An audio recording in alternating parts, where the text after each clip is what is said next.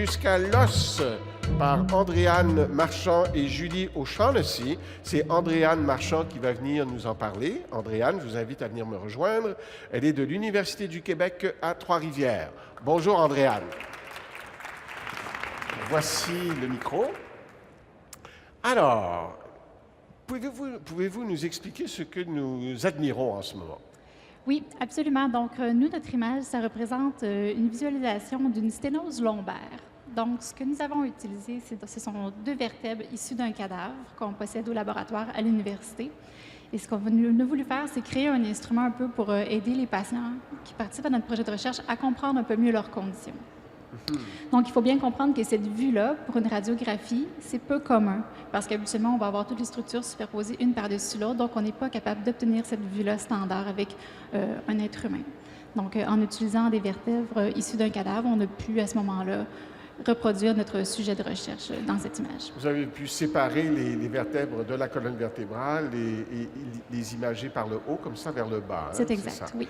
Mais c'est quelque chose de très courant, la sténose de la colonne vertébrale en vieillissant, n'est-ce pas? Moi, je dois être très fortement atteint en ce moment. Pas nécessairement. Il faut bien comprendre que le vieillissement de la colonne va affecter tous les humains un jour, à un moment donné de notre vie, mais à différents niveaux. Donc, à ce moment-là, on peut avoir une dégénérescence importante sans nécessairement ressentir de symptômes.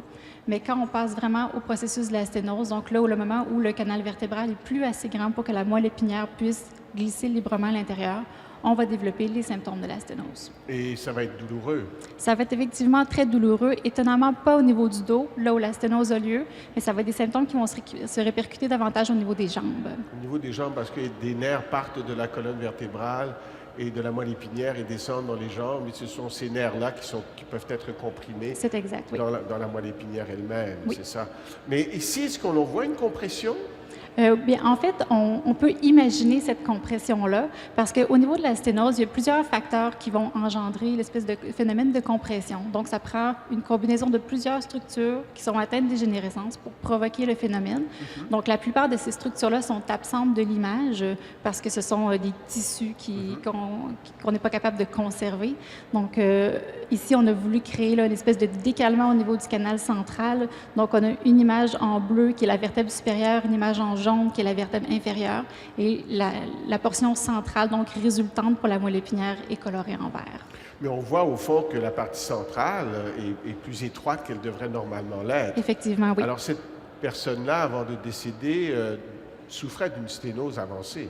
Donc, pas nécessairement cette personne-là. Donc, nous, on a réutilisé les vertèbres pour illustrer le processus. Ah, d'accord. Mais étant donné que la plupart des morceaux importants ont été retirés, on ne peut pas dire que cette personne-là exactement en souffrait. Donc, ce que vous vouliez, c'est illustrer le phénomène voilà. à l'aide de cette technique radiologique.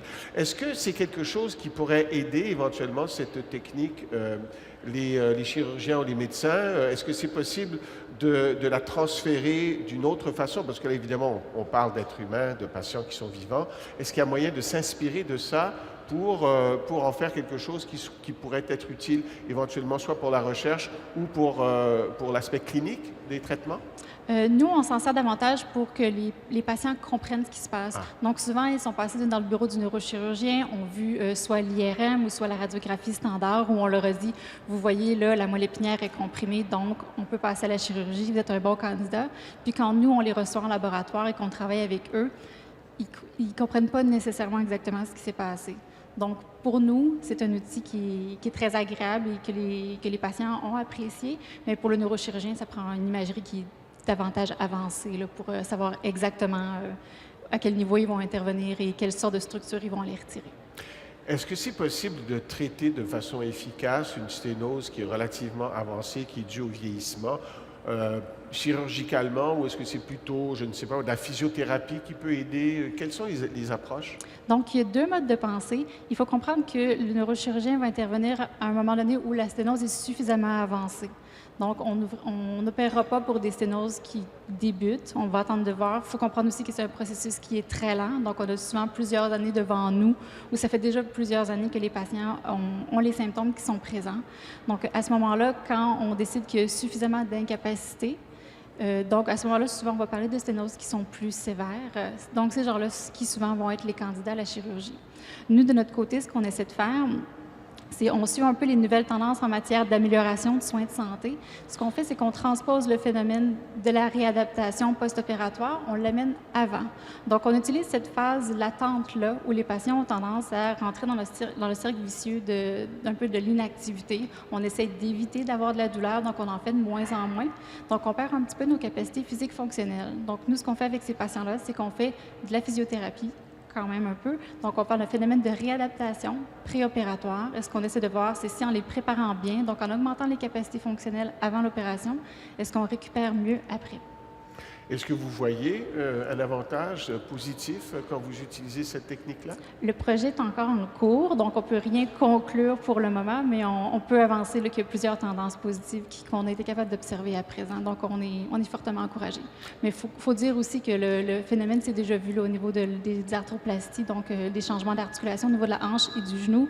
Les effets sont bénéfiques. Donc, nous, de notre côté, on a adapté ce phénomène-là pour la sténose lombaire spécifiquement.